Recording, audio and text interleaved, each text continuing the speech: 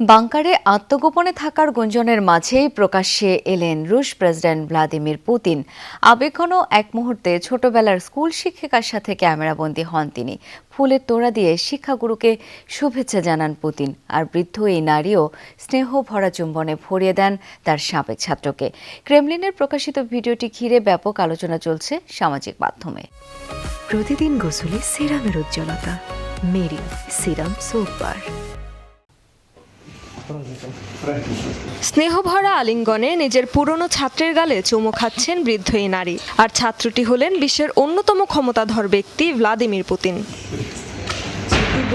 গুঞ্জন উঠেছিল অভ্যুত্থান ও হত্যাচেষ্টার আশঙ্কায় কয়েক সপ্তাহ ধরে বাংকারে বাস করছেন রুশ প্রেসিডেন্ট, রয়েছেন আত্মগোপনে। প্রতিবেদন প্রকাশ করেছিল বেশ কয়েকটি গণমাধ্যমও।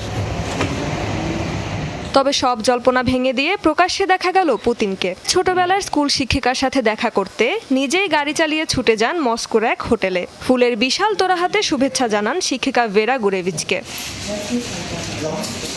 প্রকাশিত একটি ভিডিওতে দেখা যায় সবার সাথে কুশল বিনিময় শেষে ভেরাকে গাড়িতে তুলে দিচ্ছেন রুশ প্রেসিডেন্ট। পরে নিজেই ড্রাইভিং সিটে বসে রওনা দেন নৈশভোজের উদ্দেশ্যে। বিশ্ব রাজনীতির প্রভাবশালী এই নেতার ব্যক্তিত্বের এমন কোমল দিক দেখে আবেগে ভাসছেন তার সমর্থকরা। জনগণের থেকে ক্রমে দূরে সরে যাচ্ছেন পুতিন, এমন সমালোচনারও জবাব হিসেবে দেখা হচ্ছে ঘটনাটিকে। রেজওয়ানা সাইমা, যমুনা নিউজ।